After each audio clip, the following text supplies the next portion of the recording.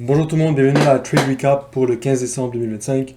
Aujourd'hui, on a pris un win, un quick one-to-one. On est up 500$ aujourd'hui qui me fait one trade away de mon premier payout. Donc, we hope. On va voir si demain je get mon premier payout ou plus tard dans la semaine ou on sait pas. On va voir ça. Donc, on va commencer avec le Trade Recap au début de la session. Donc, ce que j'ai vu du début de la session, c'est que on était dans un petit bullish flow, tu vois. Mais on avait une 4 heures ici. Donc, ce que je me suis dit, c'est que, ok, il faut qu'on hit la 1 heure ici. On est d'accord? Il faut que soit on hit la 1 heure et on la respecte pour draw encore plus up, ou on disrespecte complètement la 1 heure pour ensuite aller à previous day lows. Pendant la session, je me suis rendu compte que ce high ici était protected.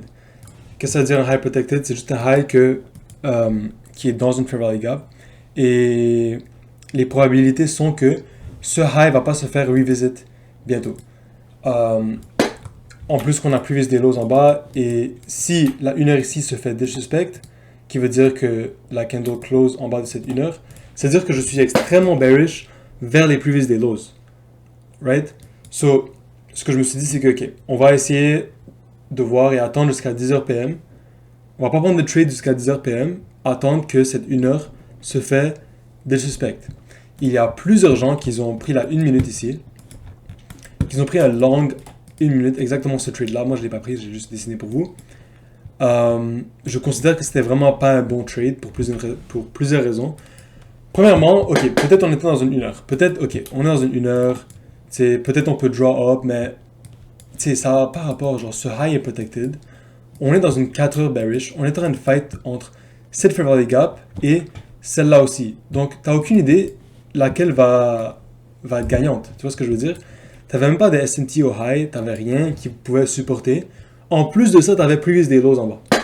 Donc, la meilleure chose de faire là, c'était juste attendre.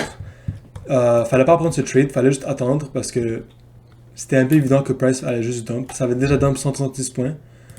Peut-être que ça aurait pu dump plus. Donc, fallait attendre un peu. Et là, quand j'ai vu que la 1 heure s'est fait disrespect, je me suis dit, ok, je veux voir peut-être une 15 minutes ou une 5 minutes que price pourrait rentrer dedans et là, donner mon model vers previous day lows. Et c'est exactement ça ce qui s'est passé. J'ai regardé la 15 minutes. On m'a rien donné dans la 15 minutes. Donc j'ai attendu encore et j'ai eu la 5 minutes. Donc on a eu cette 5 minutes gap qui était unfilled dans le temps. Et j'ai attendu qu'elle se fasse fill. Donc cette candle fill la 5 minutes. Et je me suis dit, ok, c'est bon. Il y a previous day lows juste en bas. Il y a ma 5 minutes qui s'est fait fill. Et là, j'attends juste pour un bon inverse sur les gap ici. Et c'est exactement ça ce qu'on a eu. On a eu la 5 minutes qui se fait fill et la inverse, j'ai enter ici. Et je suis pas allé pour un autre low, je suis pas allé pour ce low ici parce que ça c'est pas previous day high, ça c'est, previous day low. Ça c'est previous week low, on va dire. Ou le low de vendredi. Et on s'en fout un petit peu de ça. Vu qu'on a previous day low ici, il a les chances que ça reverse à previous day low exactement sont plus fortes que ici.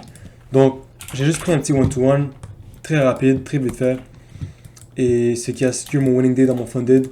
J'ai 4 winning days, il manque 1, comme j'ai dit. Et on va voir si on le get demain. Donc, les gars, si vous aimez ce trade recap, mettez un like, share.